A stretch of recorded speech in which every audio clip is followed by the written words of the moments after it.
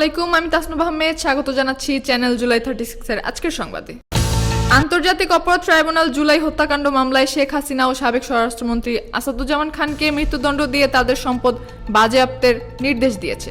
2024 সালের নির্বাচনী হলফনামা অনুযায়ী শেখ হাসিনার সম্পদ কয়েক কোটি টাকা এবং আসাদুজ্জামানের সম্পদ প্রায় 10 কোটির বেশি। বিএনপি বলেছে এই রায়ের মাধ্যমে 16 বছরের গুম, খুন ও রাষ্ট্রীয় সন্ত্রাসের ন্যায় বিচার প্রতিষ্ঠিত হয়েছে। তাদের দাবি, শহীদদের আত্মা এখন কিছুটা হলেও শান্তি পাবে। জাতিসংঘ শেখ হাসিনার মৃত্যুদণ্ড নিয়ে গভীর উদ্বেগ প্রকাশ করেছে এবং বলেছে যে কোনো পরিস্থিতিতে মৃত্যুদণ্ড মানবাধিকারের বিরোধী। তারা আন্তর্জাতিক মানদণ্ডের বিচার নিশ্চিত করার আহ্বান জানিয়েছে। অ্যামনেস্টি বলেছে এই রায় দ্রুত ও অনুপস্থিতি দেওয়া হওয়ায় ন্যায় বিচার প্রশ্নবিদ্ধ হয়েছে। তারা মনে করে আত্মপক্ষ সমর্থনের যথাযথ সুযোগ না থাকায় মানবাধিকার লঙ্ঘনের ঝুঁকি বেড়েছে। টাইমস অফ ইন্ডিয়া জানিয়েছে রায়ের আগের দিন কলকাতায় নির্বাসিত আওয়ামী লীগ নেতারা জরুরি বৈঠকে বিক্ষোভ পরিকল্পনা করেন।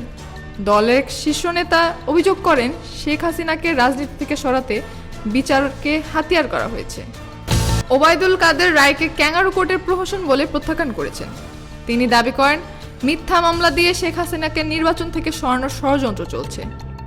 দি টেলিগ্রাফ লিখেছে এ রায় ভারত বাংলাদেশ কূটনৈতিক সম্পর্কে নতুন উত্তেজনা সৃষ্টি করতে পারে। আঞ্চলিক রাজনীতিতে অস্থিতিশীলতার ঝুঁকিও বেড়েছে বলে তারা মন্তব্য করেছে।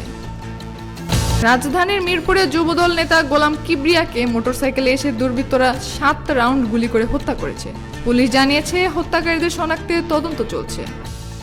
উত্তরায় সাবেক এমপি হাবিব হাসানের ভাই নাদিম হাসানের মাইক্রোবাসে অজ্ঞাত ব্যক্তিরা আগুন দেয়। স্থানীয়রা ও পুলিশ আগুন নেভালেও গাড়িটি পুড়ে যায়। সৌদি আরবে ওমরা যাত্রীবাহী বাস দুর্ঘটনায় 42 জন নিহত হলেও ভারতের হায়দ্রাবাদের যুবক মোহাম্মদ আব্দুল সোয়েব অলৌকিকভাবে বেঁচে যান। তাকে হাসপাতালে ভর্তি করা হয়েছে।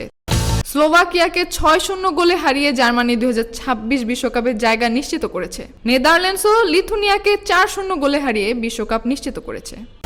ত্রিদেশীয় সিরিজের আগে অসুস্থ হয়ে পড়ায় চারিত আসালাঙ্কা ও আশিতা ফার্নান্দো পাকিস্তান থেকে দেশে ফিরছেন। তাদের অনুপস্থিতিতে দলের নেতৃত্ব দেবেন দাসন সানাকা। এতক্ষণ সাথে থাকার জন্য ধন্যবাদ।